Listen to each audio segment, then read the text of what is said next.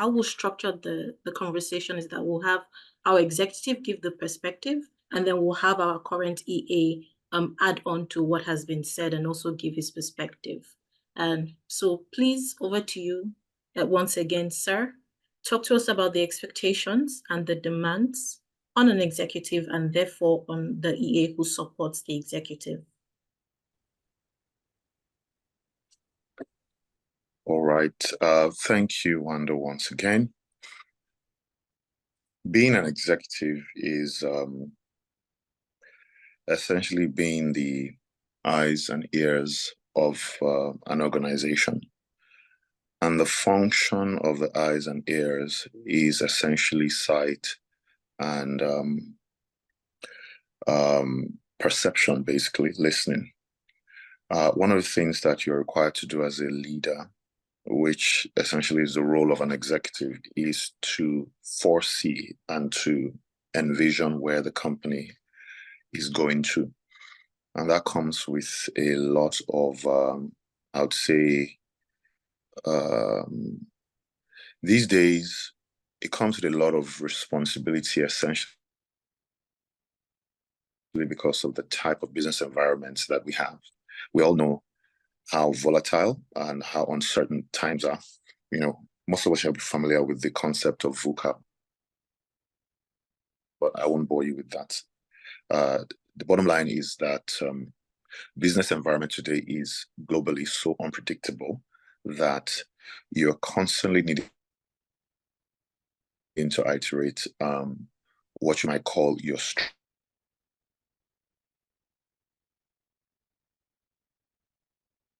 strategies to achieve your vision. The vision should necessarily be your why, your ethos, what you want to achieve, what's your mission or vision statement, meaning why did you set out to do business.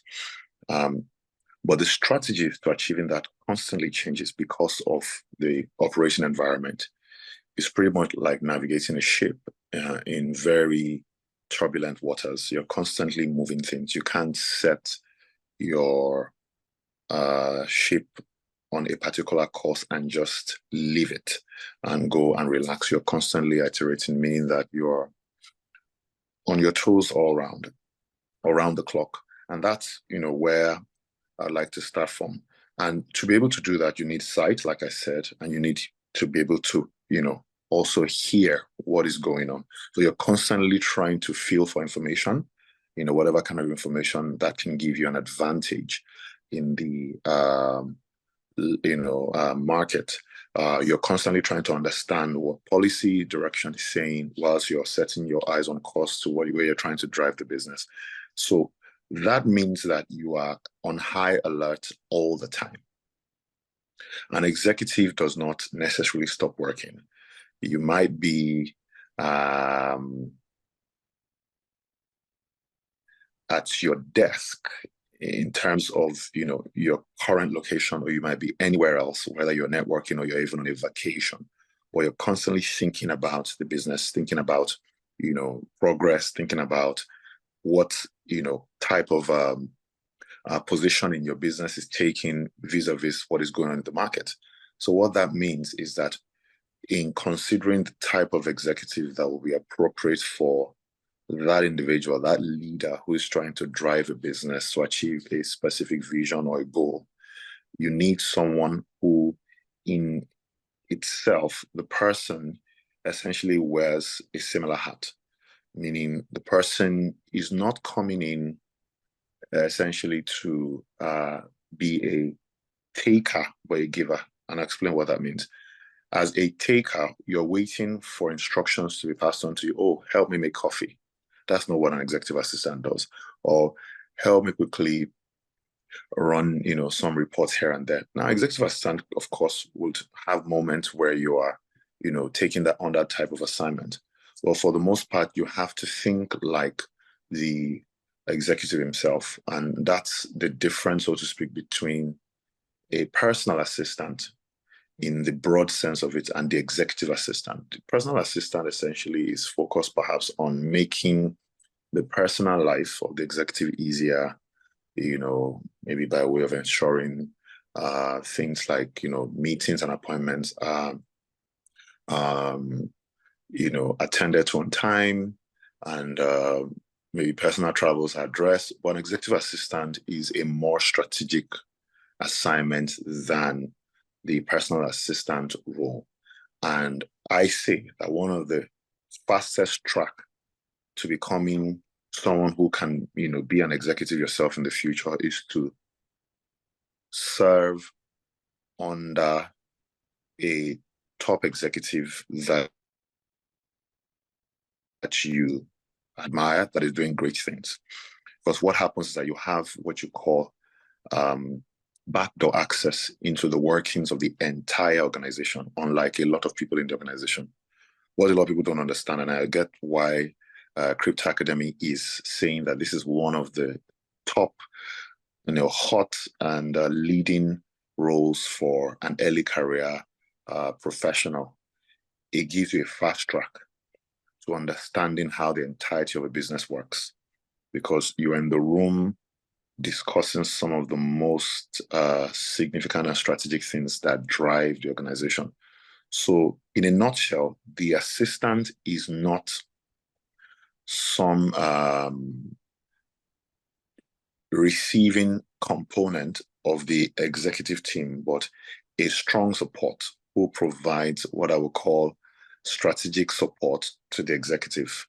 And I'll go into the reasons why, in the future, because we want to break the conversation in a way that we can have, maybe questions, of course, or also have the segment.